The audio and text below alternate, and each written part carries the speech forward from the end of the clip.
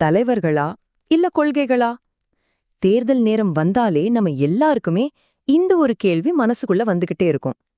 ஆனா இது வெறும் 5 வருஷத்துக்கான ஒரு முடிவு மட்டும் இல்லைங்க. நம்மளோட அடுத்த தலைமுறையோட எதிர்காலத்தையே தீர்மானிக்க போற ஒரு ரொம்ப சக்தி வாய்ந்த விஷயம் இது. வாங்க இத பத்தி கொஞ்சம் ஆழமா பார்க்கலாம். நீங்க ஓட்டு போட போறீங்கன்னு வச்சுக்கோங்க. உங்க மனசுல முதல்ல வர்றது என்ன? ஒரு தலைவரோட அந்த கம்பீரமான பேச்சா? இல்ல அவரோட அந்த வசீகரமான தோற்றமா? இல்ல அந்த தலைவர் முன்னிறுத்துற கட்சியின் அடிப்படை கொள்கைகளா? பார்க்க சாதாரணமா இருந்தாலும் இந்த ஒரு கேள்விக்குள்ளதான் நம்ம ஜனநாயகத்தோட ஆணிவேரே அடங்கியிருக்கு. சரி, இப்ப கொள்கை கொள்கைன்னு நாம அடிக்கடி சொல்றோமே, அதுக்கு உண்மையான அர்த்தம் என்ன? அது சும்மா தேர்தல் அறிக்கையில எழுதப்பட்ட வார்த்தைகள் கிடையாது. அது ஒரு கட்சியோட உண்மையான குணம் என்னங்கறத நமக்கு அப்படியே படம் பிடிச்சு காட்டுற ஒரு கண்ணாடி மாதிரி. இப்படி யோசிச்சு பாருங்களேன். ஒரு பில்டிங்க்கு ஃபவுண்டேஷன் எவ்வளவு முக்கியமோ, ஒரு மனுஷனுக்கு அவனோட கேரக்டர் எவ்வளவு முக்கியமோ, அப்படிதான் ஒரு கட்சிக்கு கொள்கை. சொல்லப்போனா அதுதான் அந்த கட்சியோட டிஎன்ஏ. அவங்க ஜெயிச்சு ஆட்சிக்கு வந்ததுக்கப்புறம் எந்த வழியில போவாங்கன்னு நமக்கு வழிகாட்டுற ஒரு திசைக்காட்டியே இந்த கொள்கைதான். இன்னும் தெளிவா சொல்லணும்னா, கொள்கைங்கிறது வெறும் பேப்பர்ல இருக்கிற வார்த்தைகள் கிடையவே கிடையாது. அது ஒரு ஆக்ஷன் பிளான். அவங்க கொண்டு வர ஒவ்வொரு சட்டத்துக்கும் சரி, ஒவ்வொரு திட்டத்துக்கும் சரி, வழிகாட்டுறதே அதுதான். ஒரு சின்ன உதாரணம் சொல்றேன். ஒரு கட்சியோட கொள்கை தனியார் மயம்னு வச்சுக்கலாம். அவங்க ஆட்சிக்கு வந்தா என்ன பண்ணுவாங்க? அரசு நிறுவனங்களை தனியாளுக்கு விற்பதில் தான் அதிக கவனம் செலுத்துவாங்க. இதுவே இன்னொரு கட்சியோட கொள்கை பொதுத்துறையை வலுப்படுத்துவதுன்னா அவங்க அரசு பள்ளிகளையும் மருத்துவமனைகளையும் இன்னும் எப்படி மேம்படுத்தலான்னு பாப்பாங்க. பாத்தீங்களா, ரெண்டே ரெண்டு கொள்கை, ஆனா ஒரே நாட்டுல எவ்வளவு பெரிய தாக்கத்தையும் வித்தியாசத்தையும் உண்டாக்குது. சரி, கொள்கைனா என்னன்னு இப்ப நமக்கு ஒரு ஐடியா கிடைச்சிருச்சு. இப்ப அடுத்த முக்கியமான கேள்விக்கு வருவோம். ஒரே ஒரு தனி நபரை மட்டுமே நம்பி அரசியல் பண்றதுக்கும் ஒரு கொள்கையை நம்பி ஒரு இயக்கம் செயல்படுறதுக்கும் என்ன வித்தியாசம்? வெறும் கவர்ச்சிக்கு அந்த பக்கம் நாம ஏன் பார்க்கணும்?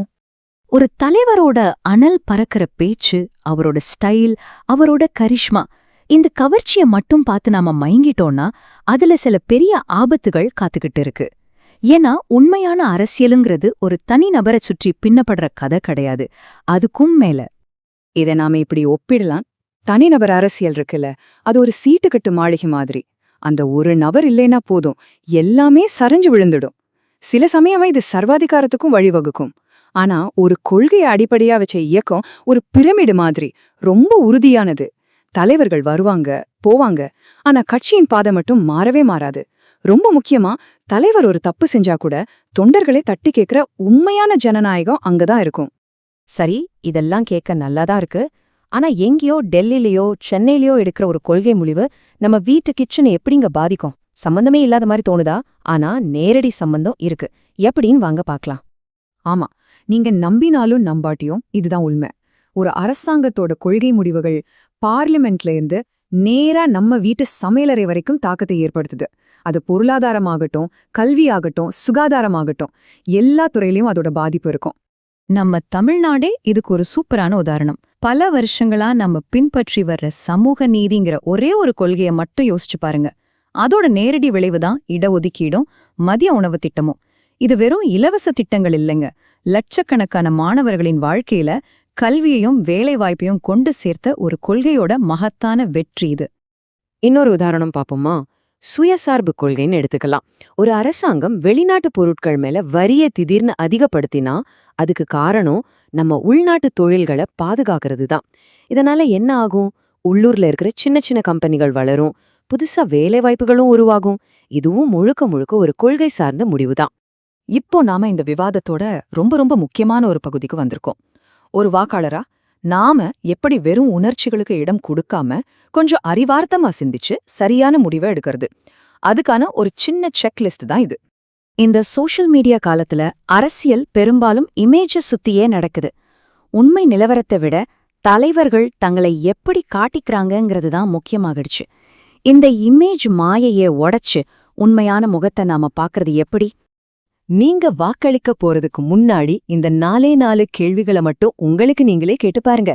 1, இவங்களோட பொருளாதார கொள்கை யாருக்கு லாபம் தருது? 2வது, இவங்க உண்மையிலேயே சமத்துவத்தை நம்புறாங்களா? 3வது, மாநில உரிமைகளை மதிக்கிறாங்களா? கடைசியா 4வது, ஒருவேளை அந்த தலைவர் நாளைக்கு இல்லாவிட்டாலும் கட்சி இதே கொள்கையோட உறுதியா நிக்குமா?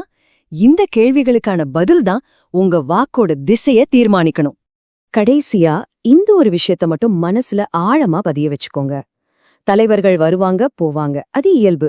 ஆனா கொள்கைகள் அது தலைமுறைகளை தாண்டி நிலைச்சு நிக்கும். ஒரு நபருக்கு நீங்க போடுற ஓட்டு ஒருவேளை அடுத்த 5 வருஷத்துக்கு மட்டும்தான். ஆனா ஒரு கொள்கைக்கு நீங்க போடுற ஓட்டு உங்க அடுத்த தலைமுறைக்கான ஒரு அஸ்திவாரம். சிந்தித்து வாக்களிப்போம். நம் எதிர்காலத்தை நாமே தீர்மானிப்போம்.